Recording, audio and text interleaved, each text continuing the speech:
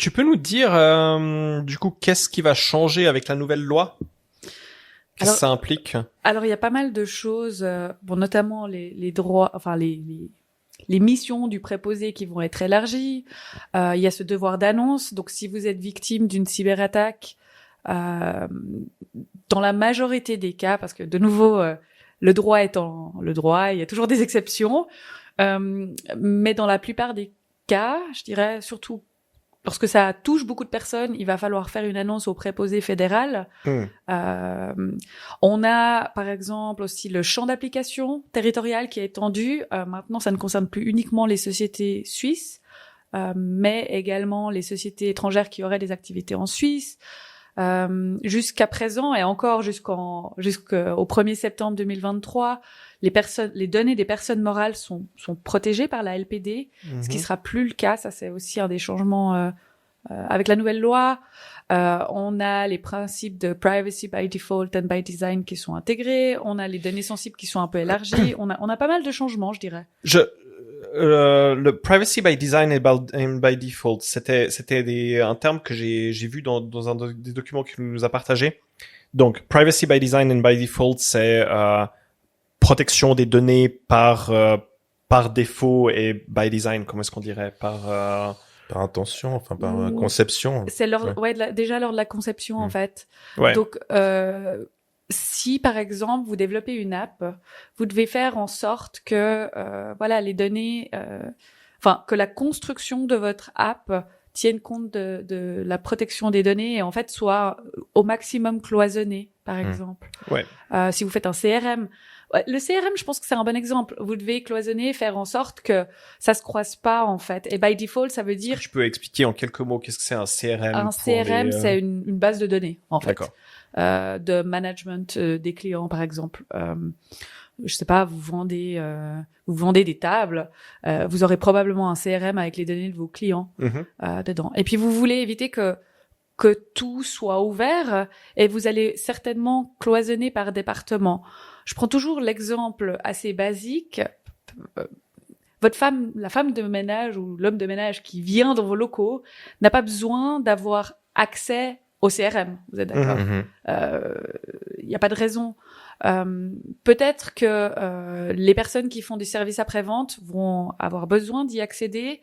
On peut se demander si le marketing il y a vraiment besoin. Pas forcément, parce qu'en fait, si c'est pour envoyer une newsletter, vous n'avez pas forcément besoin d'avoir l'historique des achats. Donc, l'idée, c'est de dire, on réduit au maximum l'accès aux données.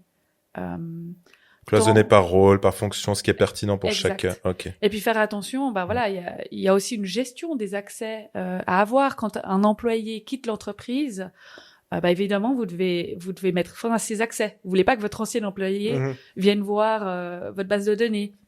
Si on change de poste à l'interne, il faut aussi modifier les accès. Donc régulièrement, vous allez reprendre votre liste et vous allez vous demander, ok, est-ce que cette personne a vraiment besoin d'avoir accès à telle donnée? Mais dans le document que tu nous as envoyé, qui explique si j'ai bien compris, les changements de la nouvelle loi par rapport à l'ancienne, on en parlait d'ailleurs avant avec Gavrilo. Il y a un point qui a retenu notre attention, enfin qui nous a un peu interpellé, c'est que la possibilité existe maintenant. Ou même par défaut, je crois qu'on poursuit les personnes au sein d'une personne morale, donc d'une entreprise. On va poursuivre les personnes qui ont commis le délit en relation avec la loi. Et on se trouvait ça un peu particulier. On se demandait, mais c'est pas quelque chose qui est un peu spécifique à ce domaine-là par rapport à d'autres domaines financiers ou autres? Alors oui, ça a fait couler beaucoup d'encre. Ok. Parce que évidemment. Si vous êtes le directeur marketing d'une société, est-ce que c'est vous qu'on va venir rechercher? Probablement. Si c'est vous qui avez décidé des finalités de traitement, si vous avez décidé qu'en fait on allait entreprendre telle et telle action envers les clients et puis qu'on vous a dit attention, je pense que ça c'est pas correct. Si tant est que ça a été commis intentionnellement, il y a quand même ça comme limite, et puis que ça rentre dans l'une des infractions qui est prévue par la loi, il faut bien sûr que ce soit le cas. Eh bien, c'est les personnes qui sont à la direction qui pourraient être touchées. Ça pourrait être aussi le conseil d'administration. Donc, l'objectif du législateur dans ce cas, c'est de dire, ok, les sociétés, pour certaines d'entre elles, en tout cas, 250 000 francs, c'est $1. Par contre, pour une personne privée, c'est évidemment différent. Vous n'avez pas vraiment envie de poser sur la table du ministère public 250 000 francs. Donc, c'est un peu dans l'idée de renforcer la prise de conscience. Si maintenant on compare au RGPD, le règlement européen, qui est applicable à, je dirais, la plupart des entreprises suisses, eh bien là, on a des montants qui sont nettement supérieurs. C'est 4% du chiffre mondial du groupe, ou alternativement, selon ce qui est le plus élevé, 20 millions. Donc, on a des chiffres nettement plus élevés, mais par contre, là, ce serait la société. Ok. Et ça, il y a déjà eu des jugements sous RGPD. RGPD, c'est GDPR, c'est juste exact. C'est la même chose. Ouais. Et il y a déjà, donc, il y avait cette amende possible de 20 millions ou 4%, mais est-ce que ça a déjà été jugé? Il y a déjà des gens qui ont été punis pour ça? Oui, alors oui, il y a eu pas mal de décisions, mais au sein de l'Union européenne. À ma connaissance, pas encore à l'endroit de sociétés suisses, mais il y a des choses qui sont en cours apparemment, mais pour l'instant, on n'a pas encore, nous les avocats, la joie de lire un arrêt du tribunal fédéral à ce sujet, pas encore.